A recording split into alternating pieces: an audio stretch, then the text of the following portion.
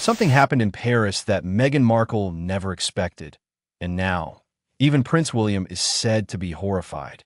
What was meant to be her glamorous comeback has turned into one of the most uncomfortable public moments of her career. Cameras flashed, the crowd watched, but what unfolded next has people calling it the stunt that crossed the line. Because when Meghan's car drove through that Paris tunnel, the same place where Princess Diana lost her life, the internet erupted. Was it a tribute? Or was something far darker? Paris Fashion Week was supposed to be Meghan Markle's big comeback, her moment to silence critics and reclaim the spotlight. But when she walked into Balenciaga's show, something fell off. The cameras flashed, then stopped. No applause, no cheers, just a cold, uneasy silence. One insider said, "You could feel the room drop 10 degrees. No smiles, no warm greetings, just people watching, judging." Paris forgives arrogance. It forgives scandal, but it never forgives pretense. And that night, Meghan didn't look royal. She looked exposed. Stylists turned away. Editors kept their distance, and whispers started spreading like wildfire. To the public, it looked like confidence.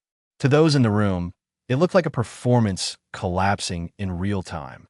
But the real drama wasn't in front of the cameras. It was waiting backstage. Behind the scenes, things only got stranger. Whispers spread about what insiders called the scent scandal. Several stylists claimed Meghan's presence came with a heavy cloud, a mix of perfume and stress. One joked, "You can fix makeup, but you can't fix that smell." Cruel? Maybe. But this was Paris, where gossip moves faster than perfume in the wind. Makeup artists looked drained. Assistants were seen frantically spraying the air, and the mood turned tense. The woman once treated like fashion royalty was suddenly being avoided like bad luck. Still, the awkward energy wasn't the real issue. The real shock came later, when people realized what Meghan did next. Then came the moment that turned whispers into outrage. Reports claimed Meghan took a late-night drive through that tunnel, the Pont El Alma, the same place Princess Diana lost her life. Her team insisted it was coincidence, but few believed that.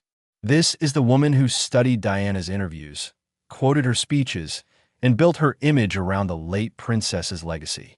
So when clips surfaced of Meghan smiling in that car, the internet exploded.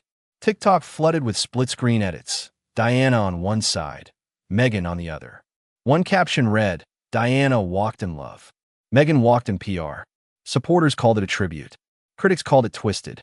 And suddenly, what was meant to be a comeback looked more like an obsession. But that wasn't the only secret Paris was about to expose. Not long after the show, the truth started leaking. That flawless Balenciaga look? Borrowed. Tags still attached. In the fashion world, that's not chic, it's humiliation. Designers gift pieces to stars they believe in. They lend them to the ones they don't. Then came the real sting. Insiders said Meghan wasn't even an official guest of honor. She'd been added last minute through a quiet favor. A duchess once valued in millions of PR dollars, now struggling just to get through the door.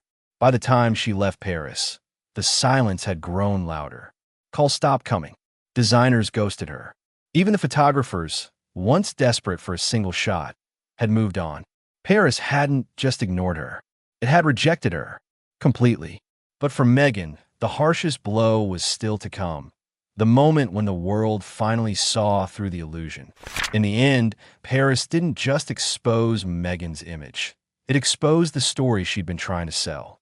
For years, she borrowed from icons. Diana's compassion, the Queen's poise, Hollywood's shine. But under those runway lights, every borrowed piece cracked. She once said she wanted privacy, yet called the cameras herself. Claimed she never researched Harry, yet planned their meeting months ahead. Every contradiction was suddenly on display. And Paris, the city that worships authenticity, saw right through it. Even her own sister, Samantha Markle, chimed in online, questioning if Meghan had really filmed herself in the same tunnel where Diana died. The post went viral, and public sympathy vanished overnight. Because in Paris, image means everything, and Meghan's reflection no longer matched her reality. But as the lights faded and the applause fell silent, one question still lingered. Was Paris cruel Or was it karma?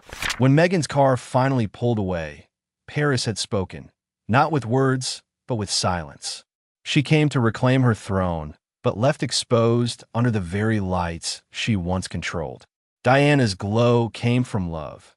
Meghan's, it seemed, from strategy. And that's the thing about mirrors. They reflect everything, even the cracks.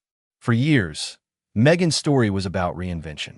But in Paris, the act slipped.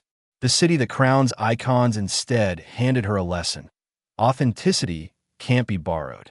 So maybe Paris wasn't cruel, maybe it was karma. What do you think? Was this a city's judgment or a woman's unraveling? Comment your take below, because this story might not be over yet.